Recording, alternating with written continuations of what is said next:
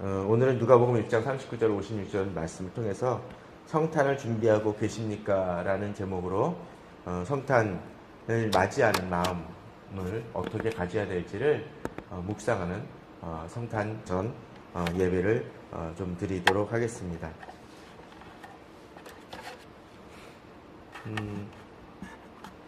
최근에 어느 가수가 자신이 이런 곡을 내놓겠다라고 예고편 같은 것을 영상으로 띄운 것을 보았습니다. 요새는 영화만이 아니라 노래를 낼 때에도 예고편을 띄웁니다. 프리뷰라는 이름으로 띄워서 자신이 곧 낼 곡에 대한 어떤 성격과 또 기대감을 불러일으킵니다. 근데 그 노래 제목이 재밌습니다. 그래도 크리스마스입니다. 이렇게 제목을 붙인 이유가 있는 것 같습니다. 얼핏 등장하는 그 노래가 제대로 담겼는지 잘 모르겠지만 그 노래의 가사 중에는 아마 이런 부분들이 있습니다. 올 한 해 힘들고 참을 수 없는 많은 일들이 일어났지만 그래도 우리 크리스마스가 다가온다. 다가오니까 이제 새로운 희망을 갖고 시작하자는 그런 어떤 메시지를 담고 있다고 합니다. 요번에는 그 곡에는 혼자 부르거나 또는 뭐 객원 가수를 동원하더니 이번에는 꽤 많은 가수들이 이 곡을 함께 부르는 듯 합니다. 어떤 곡인지 좀 기대가 됩니다. 특별히 저는 그 제목이 아주 인상적으로 다가왔습니다. 그래도 크리스마스. 그래도 크리스마스. 제가 예배 시간에 예배를 준비하기 전에 예배를 준비하는 마음으로 성도님들이 이렇게 묵상할 때 또는 기도할 때 들으실 찬양을 고르기 위해서 찬송가 기존에 나오던 것 대신에 좀 캐롤과 또는 성탄에 관계된 찬양을 골랐더니 뭐 별의별 게 다 되더라고요. 뭐 옛날 뭐 심영래부터 해가지고 김국진까지 막 등장하고 또 최근에 무슨 뭐 여러 가수들이 등장하는 모습을 보면서 과연 사람들에게 있어서 크리스마스는 뭘까라는 생각을 해봅니다. 크리스마스 경기가 약하고 여러 가지 좀 불경기라고 이야기는 하지만 명동이라든가 그런 데 가보면은 엄청나게 이렇게 멋진 이 크리스마스 장식들이 등장을 하죠. 특별히 신세계 같은 데 보면 상상입니다. 정말 멋있는 장면이 등장을 해요. 한번 가보시라고 얘기하고 싶을 정도로 그렇게 하는 모습들을 별로 본 적이 없는 것 같습니다. 마치 뭐 영화 한 장면을 보는 듯하게 꾸며놓는 모습들을 등장을 합니다. 그런데 그 사람들에게 있어서 크리스마스는 어떤 것입니까? 또 이 가수는 왜 그래도 크리스마스라고 이야기했을까요? 그 희망을 가지라고. 제가 알기로 이 가수는 크리스찬인 것을 알죠. 물론 뭐 복음성가나 그런 것을 부르는 것이 아니라 일반 가요를 내는 그런 가수긴 하지만 그럼에도 불구하고 이 가수가 그래도 크리스마스라는 의미를 담고 있는 것은 분명히 메시지가 있다고 생각이 되어집니다. 그것은 크리스마스가 그냥 즐겁고 어떤 사람들이 기쁨을 갖는 그냥 희망을 갖는 그런 것이 아니라 바로 예수 그리스도께서 오셨다는 의미를 그 자신은 가사 속에 나타나지 않을지 모르지만 분명히 머릿속에 갖고 있을 것입니다. 우리 그리스도인들에게 있어서 여러 가지 어려운 일들도 많이 있는 것 같습니다. 교회도 계속적으로 이미지가 별로 안 좋습니다. 특별히 이런 어수선한 시국 속에서는 더 그런 것 같습니다.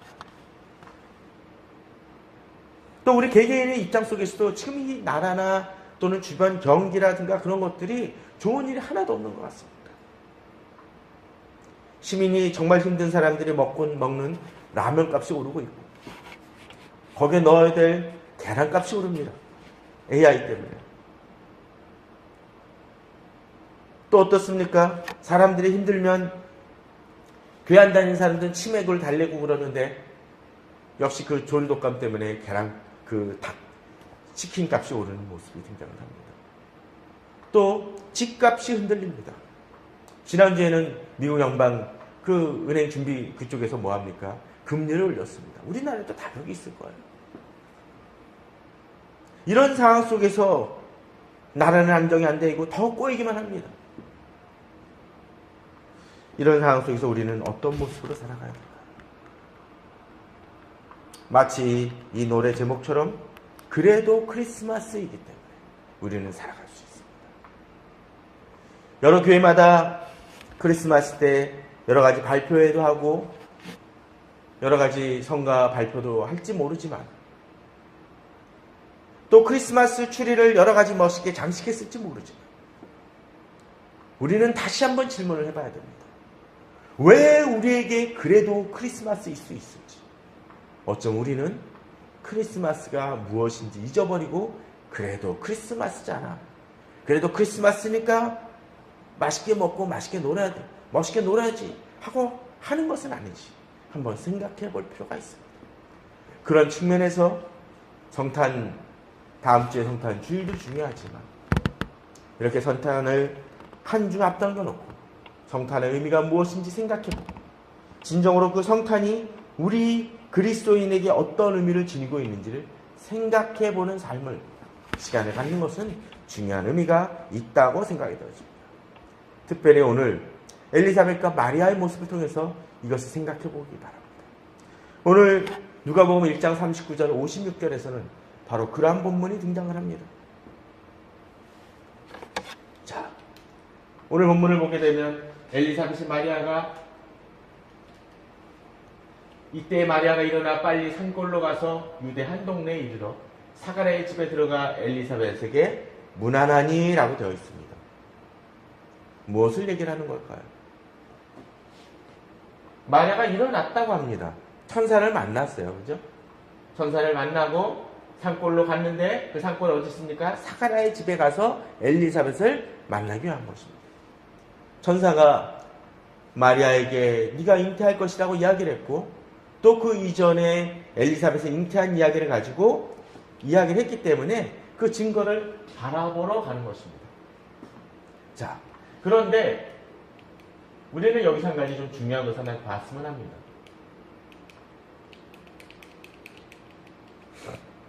자, 오늘 본문에 조금 제가 이 부분을 놓쳤는데 자, 한번 보도록 해보죠. 1장 39절 56절 한번 봅시다. 자, 마리아가 일어나 달려왔을 때 어떤 일이 지금 벌어졌는지 이 전후 배경을 한번 살펴봤으면 합니다. 1장입니다. 1장에 엘리사벳에게 이제 나타나는 장면이 등장을 합니다. 자, 본문을 보게 되면 이제 나타나서 엘리사벳에게 나이 들고 이제 아기를 가질 수 없는 사가랴와 엘리사벳에게 천사가 나타나서 이제 아기를 가질 것이라고 얘기합니다. 그러고 나서 이제 사가랴가 그 메시지를 듣고 엘리사벳에게 다가옵니다. 나옵니다. 돌아왔는데 이제 24절에 보면 이후에 그 안에 엘리사벳이 잉태하고 5달 동안 숨어 있으며 이르되 라고 되어 있습니다. 5달 동안 숨어 있었다라고 되어 있죠.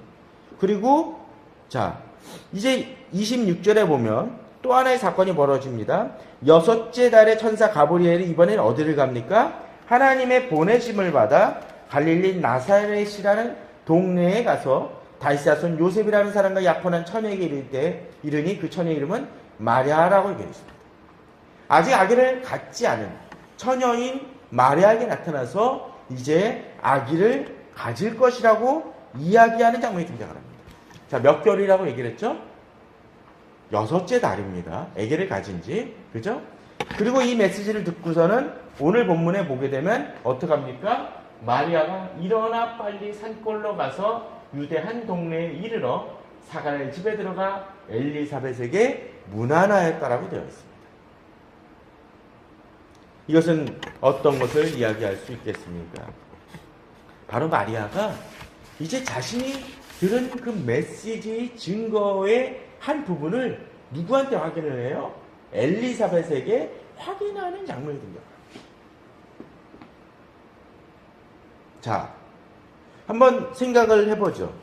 엘리사벳이 아기를 가졌는데 가졌다고 정말 나이가 들어서 아기를 가졌지만 가졌다고 해서 아기가 더 다른 사람들보다 빨리 나오진 않을 것입니다. 그러면 이제 아기가 나오기 위해서는 이제 몇 개월이 필요하겠습니까? 보통 뭐 10개월만이 아니라 조금 얘기하죠. 뭐 9개월하고 뭐 10일 정도 뭐 얘기를 하죠. 저는 잘 모르지만. 자, 그러면 여기서 6개월이라는 얘기는 몇 개월이 남았습니까? 3개월 정도가 남았죠. 뒤에 가서 좀 더 살펴보겠지만 56절에 보게 되면 자, 뭐라고 돼 있나요? 석 달쯤 함께 있다가 집으로 돌아갔다고 되어 있습니다. 그럼 몇 개월이에요? 9개월이죠. 곧 아기를 낳을 때까지, 거의 낳기 전까지 바로 같이 있었던 모습을 보게 됩니다. 바로 그 사건이 이제 3개월이 지나가지만 바로 그 첫날, 그 처음 만났었을 때 바로 이렇게 나눔의 모습이 전개되는 모습이 등장하고 있다라는 것이죠. 자, 그러면은 또 마리아 입장 속에서는 몇 개월이 되겠습니까? 3개월이 되겠습니다. 그리고 이제 6개월 후에 아기를 낳는 장면. 그러면은 자, 우리 계산상으로 세례 요한과 이 예수님은 몇 개월 차이입니까? 약 반년 정도의 차이가 나는 모습을 보게 되죠. 사촌간이죠. 그리고 자, 일단 그렇게 되어지는 모습이 등장을 하는데 이제 마리아가 엘리사벳을 통해서 자신이 천사에게 받은 메시지를 확인합니다. 나이가 들어서 도저히 아기를 낳을 수 없는 엘리사벳이 아기를 가졌다는 것을 확인함을 통해서 비록 자신의 사건은 더 힘들고 어려운 일이지만 이제 하나님이 자신을 통해서 일을 이루실 것이라는 것을 이제 확인하게 되는 것입니다. 그 증거를 발견하게 되는 것이죠. 우리 일이 그런 것 같습니다. 우리가 하나님의 메시지를 들었었을 때 어떤 때 우리에게 중요한 것 중에 하나가 바로 그것인 것 같습니다. 이 마리아가 그 약속을 받았었을 때 본문에서 등장을 하듯이 마리아가 일어나 빨리 산골로 가서 위대한 동네에 이르러라는 것이죠. 하나님의 약속을 받은 자들은 어떡합니까? 그 약속을 그냥 쥐고선 받았구나라고 잊어버리는 것이 아니라 그 약속을 확인하는 신앙을 하죠. 기도는 그냥 골방에서 멈추는 것이 아닙니다. 말씀을 듣고 은혜 받는 것이 아닙니다. 예배 시간에 한번 그냥 예배 듣고 말씀 듣고 이 말씀 내게 주어진 말씀이구나 라고 깨달았으면 어떻게 해야 됩니까? 일어나 빨리 그 현장으로 나아가고 확인하는 작업을 해야 됩니다. 사도행전 17장에서도 우리가 잘 아는 구절이 그런 것이 있죠. 베레아 사람들이 데살로니가 사람들보다 더 신사적이어서 어떡합니까? 그 받은 말씀을 가지고 하나님의 말씀인가 자신들이 확인했다고 되어 있습니다. 그것은 의심해서 그 말씀을 판단하고 비판하는 그런 얘기를 한다는 것이 아니라 그 말씀을 되새기고 자기 것으로 소화해낸다는 작업. 우리에게 성탄은 어떤 의미입니까? 성탄의 메시지를 많이 듣습니다. 대림절이라고 해서 여러 가지 묵상집, 40일 묵상집도 있습니다. 그러나 우리들이 그 말씀을 읽으면서 그 말씀이 우리들에게 삶의 현장 속에서 의미가 있으려면 그 약속을 부어잡고 살아가는 모습이 필요합니다. 확인하는 작업들이 필요합니다. 바로 마리아가 그러했다는 것이죠. 본문은 이야기를 합니다. 일어나서 빨리 갔다고 되어 있죠. 급하게 나아갑니다. 지체하지 않은 걸 보게 됩니다. 그런데 여기서 그가 간 곳은 어딥니까? 산골입니다.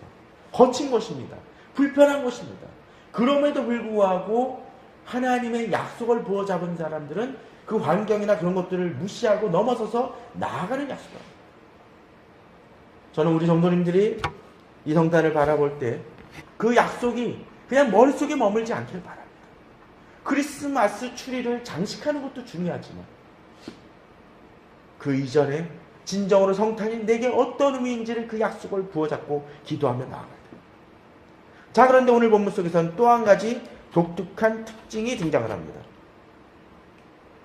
자, 이제 43절에 내 주의 어머니가 내게 나오니 이 어찌 된 일인가? 보라 내 문하는 소리가 내게 들릴 때 이 아이가 내 복중에서 기쁨으로 뛰놀았도다. 주께서 하신 말씀이 반드시 이루어지리라고 믿은 그 여자에게 복이 있도다 라고 되어 있습니다. 자, 이 말씀을, 이 이야기를 누가 한 것입니까? 바로 엘리사벳이 마리아가 문안함을 들음에 아이가 복중에서 뛰놀고 엘리사벳이 성령의 충만함을 받아 이 예언을 하는 모습이 등장을 합니다. 그렇습니다. 하나님의 약속을 받고 하나님의 약속이 실현되는 모습들을 발견하는 사람들은 성령의 감동하심을 받습니다. 이 시대에 제게 있어서 좀 안타까운 것 중에 하나는 그리스도인들이 힘이 없다라는 것입니다. 교회가 그렇게 얘기합니다. 힘이 없으니까 뭘 합니까? 여러 가지 활동도 하고 으쌰으쌰 하기 위해서 뭘 하자라는 프로그램도 많이 하고 이벤트도 행합니다. 그러나 보다 본질적인 것이 무엇입니까? 정말로 이들이 감동되고 힘을 발휘하기 위해서는 어떻게 해야 된다라고요? 성령의 감동하심이 받습니다. 근데 그 성령의 감동하심은 내가 그냥 기도한다라고 되어지는 것이 아니라 하나님의 약속을 부어잡은 사람과 하나님의 약속을 받은 사람이 어때요? 만나니까 이제 충돌이 일어납니다. 마치 부싯돌 하나로 아무리 갖고 쥐고 있어봤자 불이 튑니까? 안 튑니다. 어떤 때 튑니까? 부싯돌과 부싯돌이 부딪힐 때 불꽃이 튑니다. 이것은 우리가 한 가지 중요한 부분을 하나 보게 됩니다. 우리 하나님의 약속을 부어잡을 때 나 혼자만 갖는 것이 아니라 그 공동체에 함께 임함이 필요하다는 것입니다. 함께 임하고 그 약속을 부어잡은 사람들이 모일 때 어떻게 하나요? 바로 거기서 주의 능력과 주의 역사와 주의 증거와 주의 말씀이 등장을 합니다. 그런 곳에 뭐가 있습니까? 바로 복이 있는 것을 발견하게 됩니다. 저는 우리 성도님들이 바로 그런 공동체를 이루기 바랍니다. 가정 속에서 이루기 바랍니다. 저는 갑자기 돈이 많아지고 모든 문제가 해결된다는 그런 이야기를 하는 것이 아니라 바로 내 심령 속에서 뜨거워짐이 필요하다는 것이죠. 하나님을 만난 사람들끼리 만나니까 이제 그 기쁨을 나눌 수가 있습니다. 우린 그걸 보통 뭐라고 얘기하나요? 시너지 효과가 일어난단 말이죠. 바로 신앙에서도 그런 시너지 효과가 일어납니다. 엘리사벳은 마리아를 보자마자 그것을 발견합니다. 하나님의 약속을 부어잡은 사람들은, 하나님의 약속을 경험하고 하나님의 역사를 경험한 사람들은 그 약속을 받은 사람들을 분별해내는 지혜가 있습니다. 바로 엘리사벳이 그러했습니다. 마리아도 그러했습니다. 이 마리아와 엘리사벳은 서로 이 이야기를 주고받는 모습이 등장을 합니다. 46절을 보십시오. 마리아가 이럴 때 이제 이 얘기를 받고 뭐라고 얘기합니까? 내 영혼이 주를 찬양하며 내 마음이 하나님 내 구주를 기뻐했습니다. 어떤 일이 벌어집니까? 그는 약속을 부어잡은 사람이었지만 그 찬양이 누구를 통해서 일어납니까? 바로 엘리사벳을 통해라는 거죠. 엘리사벳을 통해서 마리아는 여러 가지를 보았을 것입니다. 아기를 도저히 가질 수 없는 엘리사벳이 아기를 가짐을 통해서 이제 그 약속이 자기에게도 동일하게 역사하는 증거를 발견하는 것입니다. 이 시대 그리스도인들의 약한 것이 무엇일까요? 하나님의 약속이 실현되는 증거들을 보지 못하기 때문입니다. 하나님의 약속이 실현되는 증거를 보려면 어떻게 해야 됩니까? 하나님 앞에 붙들린 사람들이 있어야 되는데 그 붙들린 사람이 없습니다. 하나님의 약속을 체험하지 못한 사람들이 하나님의 약속을 체험하지 못한 사람끼리 만나니까 뭐합니까? 하나님의 약속은 실현되지 않나 봐 라고 이야기하는 것이죠. 이 시대 교회 공동체가 약하면 바로 그것입니다. 약속을 부어잡지 않고 부르짖기만 하면 뭐합니까? 응답이 있을 수 없습니다. 하나님의 약속을 부어잡은 사람들은 바로 나아갑니다. 복이 있다라고 이야기합니다. 복은 단순히 그저 내 기도 제목에 응답되어지는 내 개인적인 일상생활에 응답되어지는 것만을 이야기하는 것이 아닙니다. 그것도 중요하죠. 그러나 그 이상이라는 것이죠. 그럴 때 주의 놀라운 역사들이 일어납니다.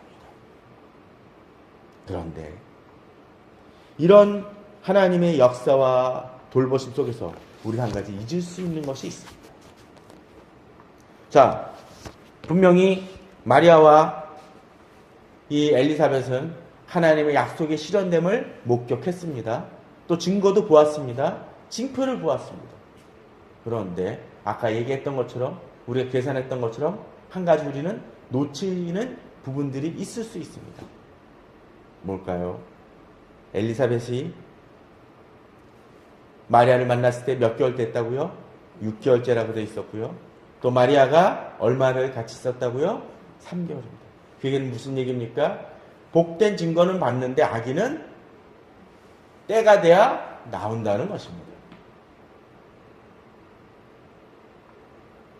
그것은 무엇입니까? 비록 이렇게 이들이 하나님 안에서 성령의 충만함을 통해서 찬양하고 노래했었지만 3개월 동안 계속 이것만 했을까요? 아니었을 것입니다. 기다림이란 시간이 필요했을 것이라는 것이죠. 기다림의 시간은 불편하고 힘들 수 있습니다. 특별히 엘리사벳은 몸이 점점 무거워집니다. 노년에 아기를 가짐으로 인해서 더 힘들었을 수 있습니다. 마리아도 조금씩 자기가 불러옴을 느꼈을지 모릅니다. 그런 속에서 점점 그들은 힘들어져 갑니다. 불편해집니다.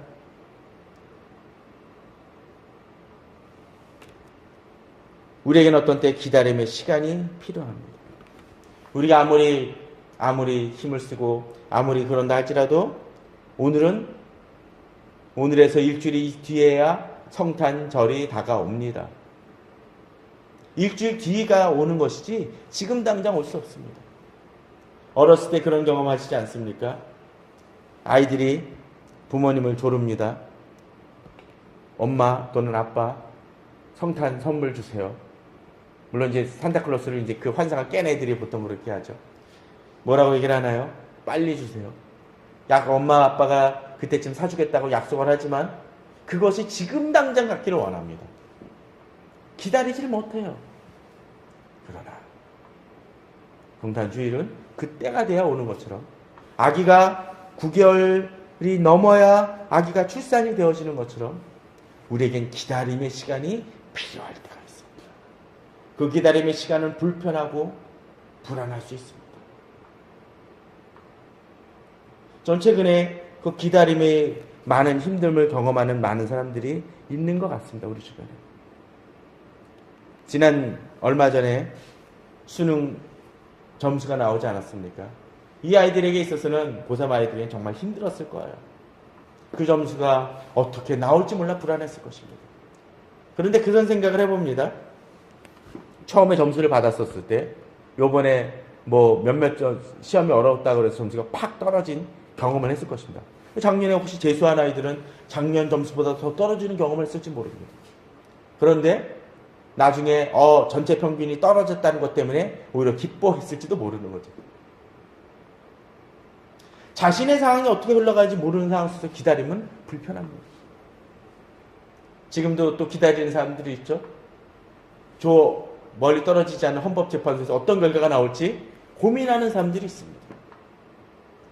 어느 정치 의견을 가졌건 안 가졌건 간에 우리에겐 기다림의 시간이 필요할 수 있습니다.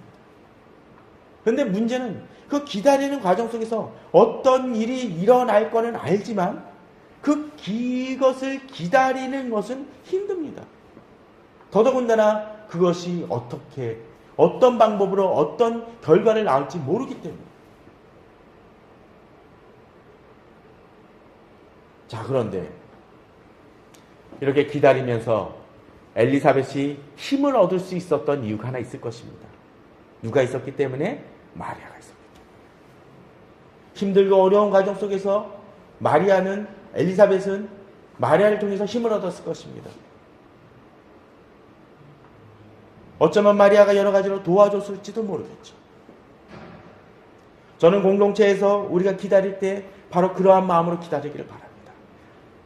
성탄절만이 아니라 우리 삶에 있어서 여러 가지 힘들고 어려운 과정 속에서 공동체는 그런 의미에서 중요합니다. 믿음의 가정은 그런 의미에서 중요합니다. 종종 믿음의 가정이 아니고 혼자 믿는 여자 집사님이나 남자 집사님들을 곰곰이 바라보십시오. 아이들을 생각해 보십시오. 그들이 믿음의 경주를 하지만 너무 힘들어합니다. 왜요? 같이 믿음의 공동체의 그 제목을 나눌 수가 없기 때문에 그렇습니다. 그러나 믿음의 가정들은 바로 그러한 더욱더 믿음의 도전을 받으며 나아갑니다. 또 어떤 때 믿음의 가정이 아니라 할지라도 교회 공동체는 중요한 의미를 지니고 있습니다. 그 안에서 서로 간에 격려하며 그 기다림을 이겨나가고 그 시련을 이겨나가기 때문에 그렇죠. 그런데 그렇게 해도 모자란데 교회에서 싸움이 나고 갈등이 벌어진다면 그러한 공동체는 얼마나 안타까운 공동체입니까? 자, 그런데 그렇게 믿음의 경주를 행하지만 여기서 또 하나의 우리가 교훈을 얻을 필요가 있습니다. 자, 엘리사벳이 이제 3개월 뒤면은 3개월 뒤에 아기를 낳고 나올 때쯤에서 마리아는 떠나가지만 그 떠나간 다음 이 기다림의 시간이 엘리사벳이 기다리는 시간과 마리아가 기다리는 그 기다림의 의미는 좀 더 다를 것입니다. 그죠? 엘리사벳은 이제 3개월 두면 끝나는 것이었지만 마리아는 어떡합니까? 6개월을 더 기다려야 되는 힘든 시간이 필요합니다. 또한 생각을 해보십시오.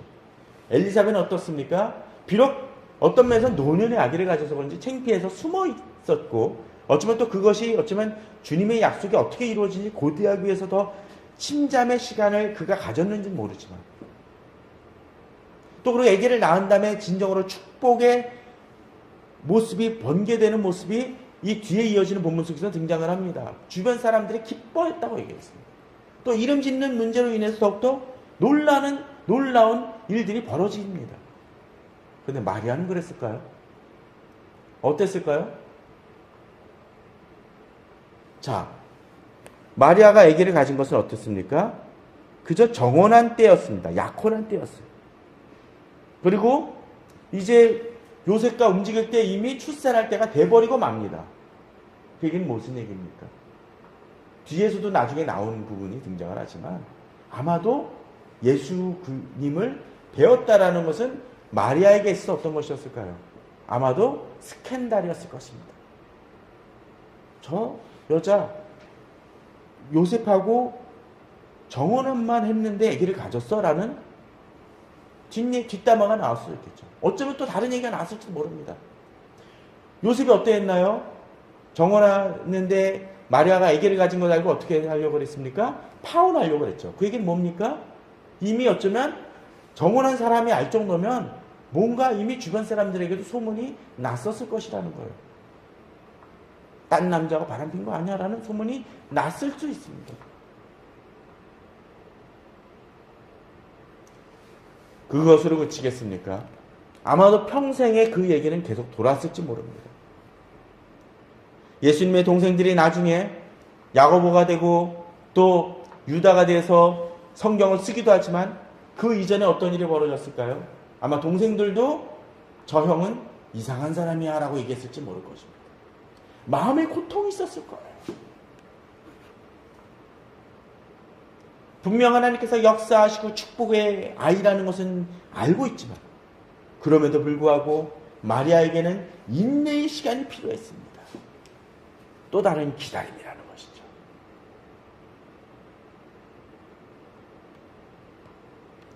기다림은 사람마다 다릅니다.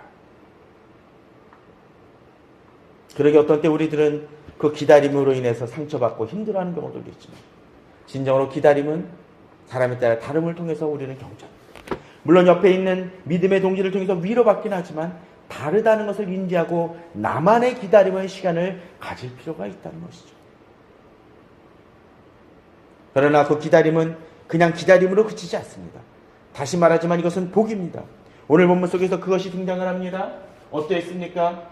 여종의 비천함을 돌보셨음이라. 이제부로는 만세의 나를 복이 있다 일컬으리로다. 무슨 얘기입니까? 그가 살아있는 동안에는 여러 가지 수군거림과 그런 얘기를 들었을지 모르지만 마리아는 예언합니다. 만세의 나를 복이 있다 일컬으리로다.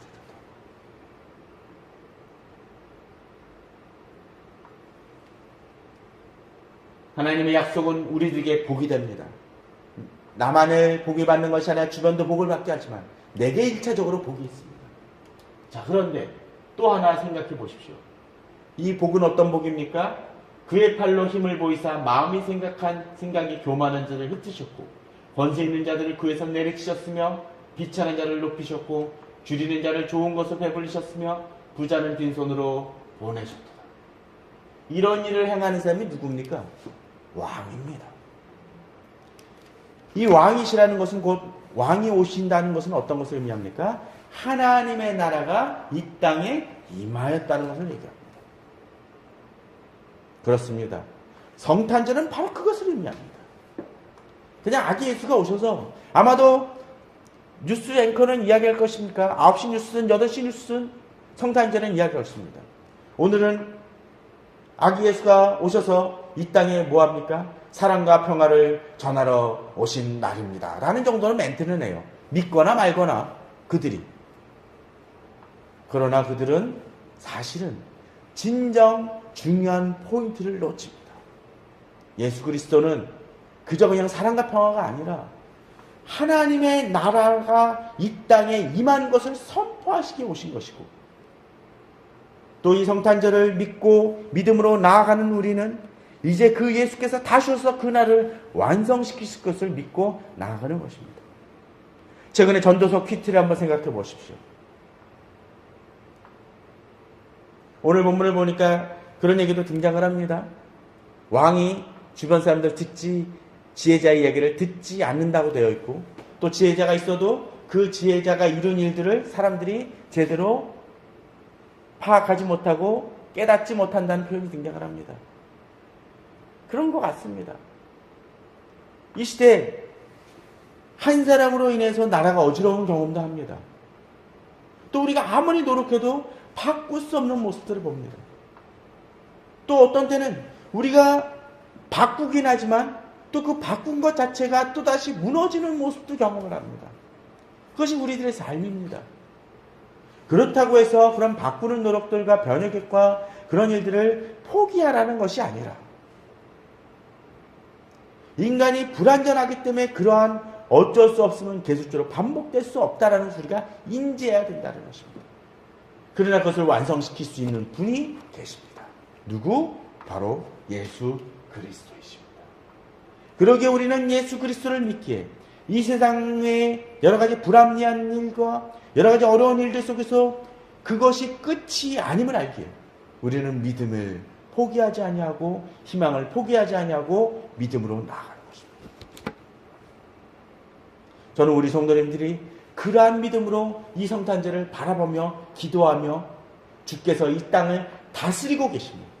이미 2000년 전에 예수 그리스도께서 오시고 그 예수 그리스도께서 지금도 나를 주장하시고 이 세상을 다스리신다는 그 사실을 재확인하는 날이 어떤 날? 바로 성탄절이라는 것입니다. 또 하나, 바로 아까 이야기 들었던 것처럼 그 성탄절을 고대하는 마음으로 우리는 우리에게 주어진 여러 가지 문제들을 믿음으로 바라보며 달려가는 것입니다. 저는 우리 성도님들께서 그러한 의미 속에서 지금 그런 생각을 해보시기 바랍니다. 아까 오늘 가수 이야기처럼 우리는 절망적이고 힘든 상황 속에서도 뭐라고 외칠 수 있나요? 그래도 크리스마스. 그래도 주 오셨기 때문에 우리는 믿음으로 지금의 힘든 상황을 이겨나갈 수 있다는 믿음을 가지고 나아가는 것입니다. 그러기에 이 세상의 문제를 해결할 수 있는 유일한 분은 누구십니까? 예수 그리스도이십니다. 복음입니다. 그 복음을 붙들고 또 주오심을 찬양하며 진정으로 주오심을 기뻐하는 바로 성탄주의를 우리가 이번 주 준비하며 나아가길 바랍니다. 또 그 마음으로 이 세상을 놓고 기도하시기 바랍니다. 네온사인의 화려함 속에서 진정으로 우리는 보아야 될 것을 보아야 됩니다. 산타크로스가 아닙니다. 루돌프가 아닙니다. 마구간과 아기 예수를 바라볼 수 있어야 됩니다. 그러한 믿음으로 성탄절을 준비하며 기도하며 믿음으로 나아가고 기다리시는, 또 나의 문제를 주께 맡기며 기다리시는 우리 성도님들 되시기를 주님의 이름으로 축원합니다. 다 같이 기도하시겠습니다.